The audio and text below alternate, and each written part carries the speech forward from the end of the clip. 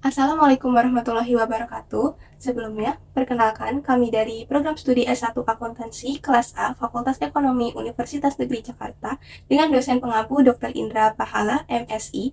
Pada video kali ini, kami akan menjelaskan materi mengenai pajak penghasilan pasal 24. Sebelum itu, izinkan saya untuk memperkenalkan anggota kelompok 10 S1 Akuntansi kelas A ini.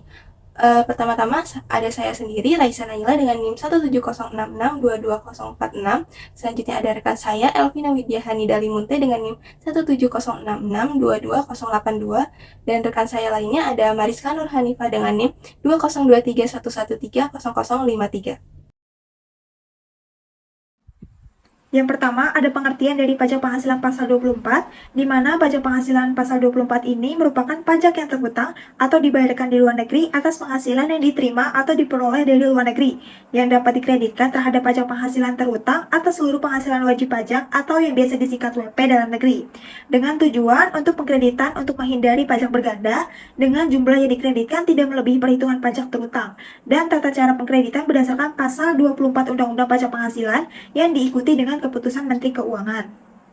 Kemudian ada pajak penghasilan pasal 24 dalam akuntansi komersial, di mana masalah penggabungan penghasilan ini wajib pajak dari aktivitas bisnis dalam negeri atau domestik akan digabungkan dengan penghasilan dari luar negeri, baik penghasilan berupa bisnis profit maupun dari investasi.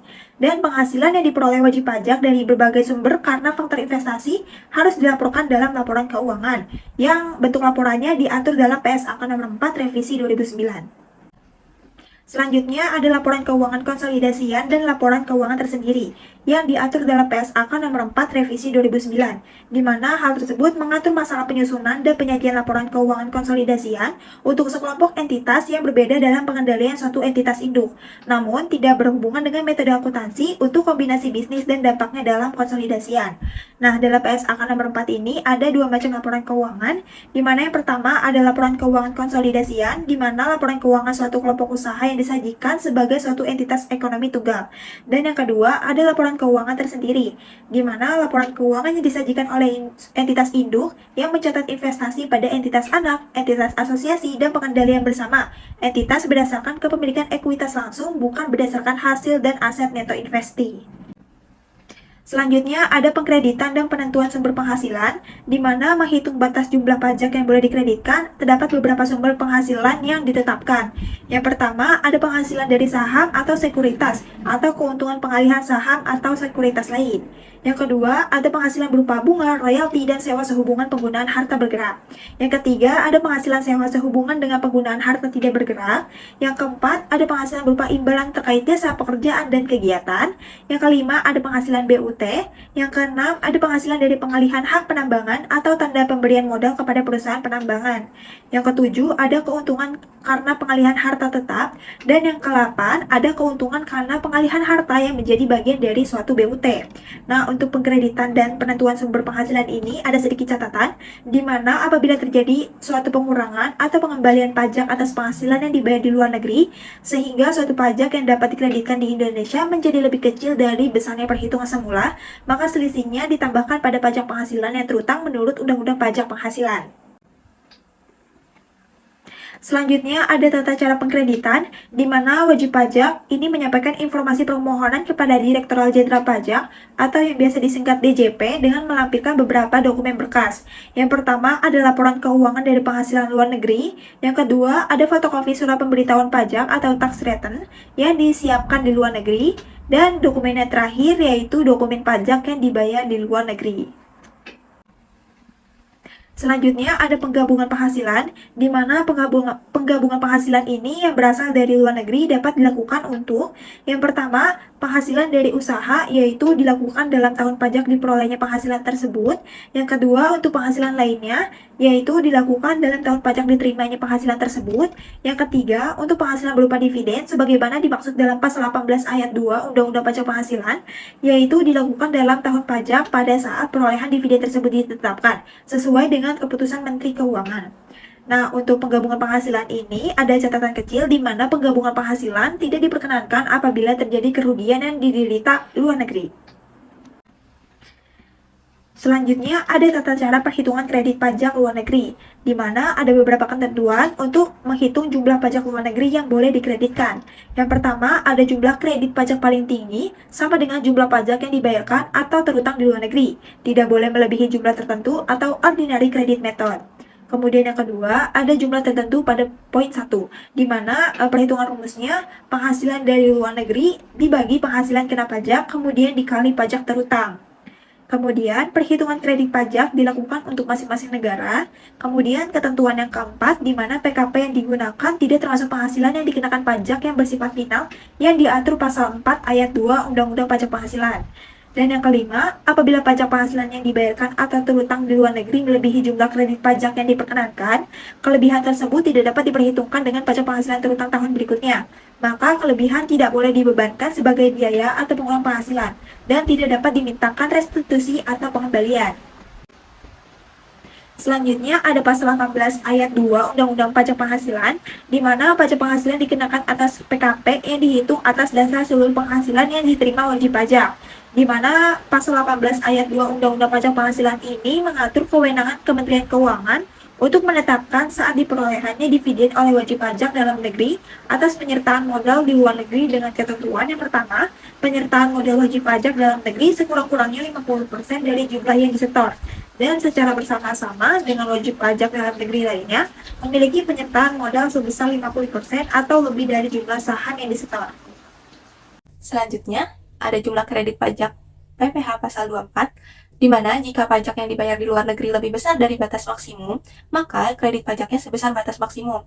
Nah, jika pajak yang dibayar di luar negeri lebih kecil dari batas maksimum, maka kredit pajaknya sebesar pajak yang dibayarkan di luar negeri. Selanjutnya ada perhitungan kredit pajak luar negeri dengan wajib pajak badan. Di sini ada satu contoh, PT Abadi di Jakarta memperoleh penghasilan neto dalam tahun 2020, penghasilan neto dalam negerinya sebesar 1 miliar rupiah dan penghasilan luar negerinya sebesar 1 miliar rupiah dengan tarif pajak 20%.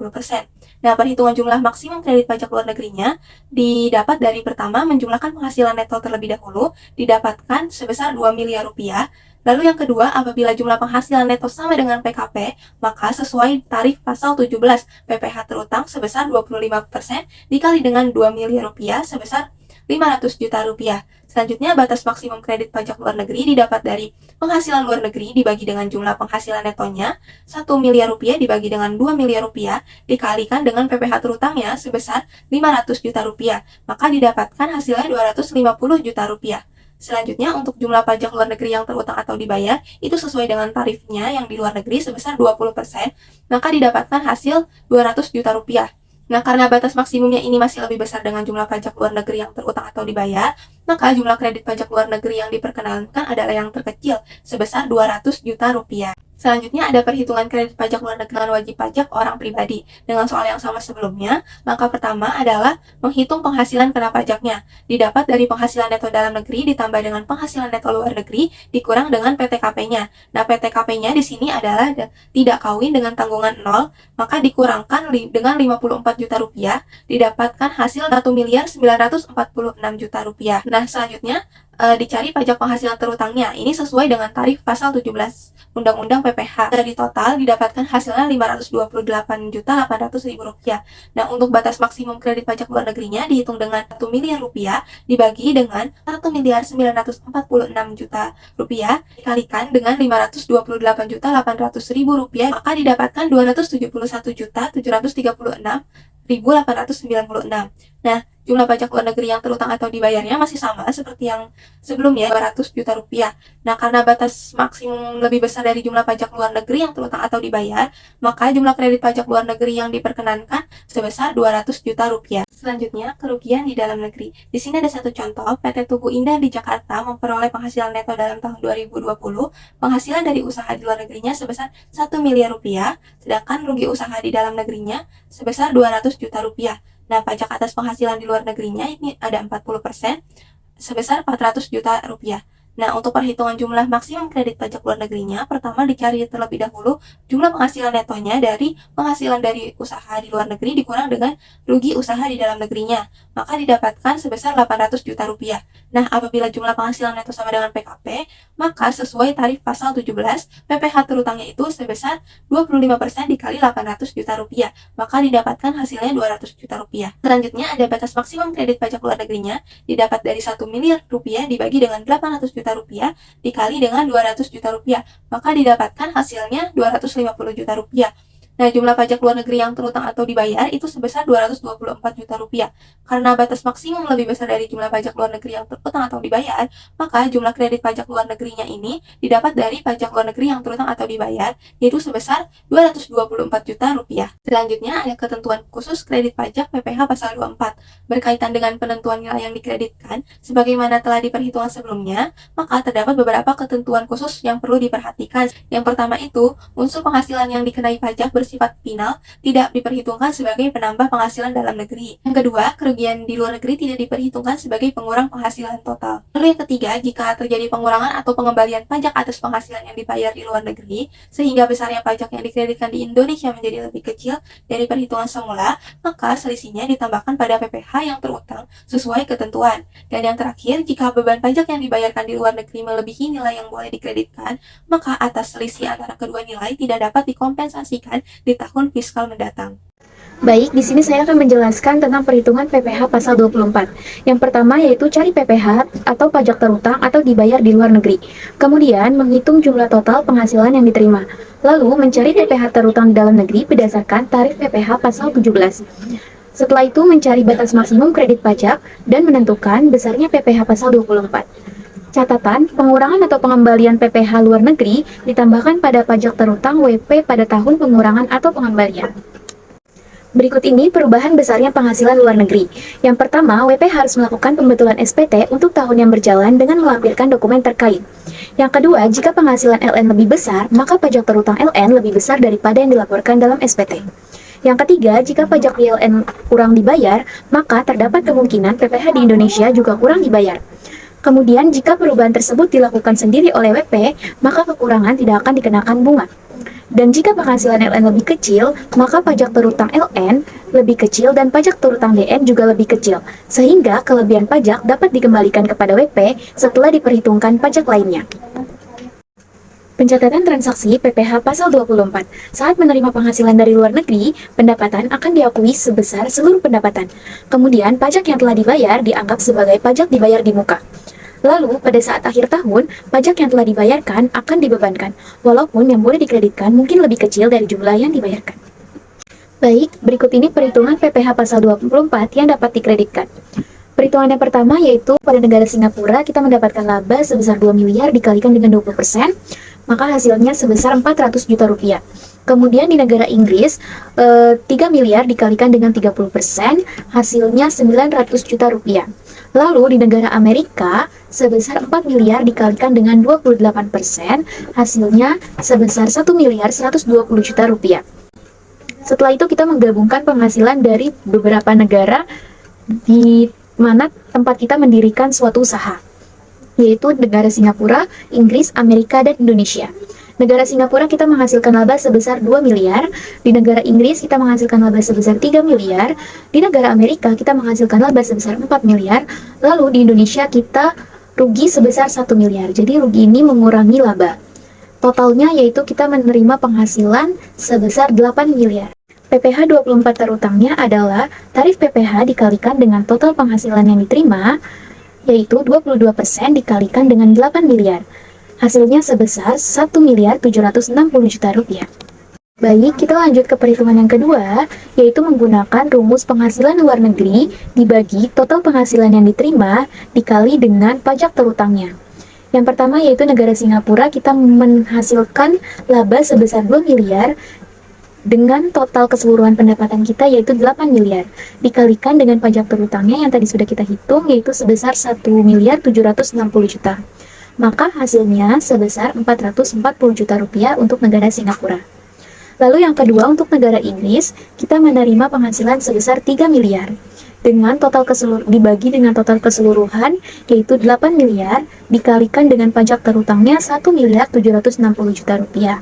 Maka menghasilkan sebesar 660 juta rupiah untuk negara Inggris. Lalu yang ketiga untuk negara Amerika, yaitu kita menerima penghasilan sebesar 4 miliar dengan total penghasilan dari seluruh negara, yaitu 8 miliar dikalikan dengan 1.760 miliar. Maka hasilnya 880 juta untuk negara Amerika. Setelah itu kita akan menggabungkan penghasilannya dari negara-negara tersebut. Yang pertama yaitu Singapura sebesar 440 juta rupiah, Inggris sebesar 660 juta rupiah, kemudian Amerika sebesar 880 juta rupiah. Jadi total penghasilannya sebesar 1 miliar 980 juta rupiah. Adapun PPh 24 yang dapat dikreditkannya yaitu sebesar 1 miliar 760 juta rupiah. Baik, langkah selanjutnya yaitu melakukan penjurnalan atas transaksi tersebut. Yang pertama yaitu menjurnal pada saat penerimaan penghasilan luar negeri. Pertama-tama kita mengkredit akun pendapatan sebesar 9 miliar yang diperoleh dari total keseluruhan penghasilan yang kita terima di luar negeri, yaitu dari negara Singapura sebesar 2 miliar, dari negara Inggris sebesar 3 miliar, dan dari negara Amerika sebesar 5 miliar. Jadi totalnya itu 9 miliar rupiah. Kemudian tadi kita kalau pajak yang telah dibayarkan itu dianggap sebagai pajak dibayar di muka. Nah, maka kita mendebit akun pajak dibayar di mukanya sebesar nominal pajak terutangnya, yaitu 1 miliar 760 juta rupiah. Nah, jadi kita menerima kasnya sebesar berapa? Jadi 9 miliar dikurangi dengan 1 miliar 760 juta rupiah. Hasilnya 7 miliar 240 juta rupiah. Baik, jurnal yang kedua yaitu pada saat perhitungan PPh akhir tahun. Kita mendebit akun beban pajak sebesar pajak terutangnya yaitu 1 miliar 760 juta rupiah dengan mengkredit pajak dibayar di mukanya sebesar 1 miliar 760 juta rupiah. Nah, kenapa di sini utang pajaknya 0? Karena kita sudah membayarkan pajak terutangnya.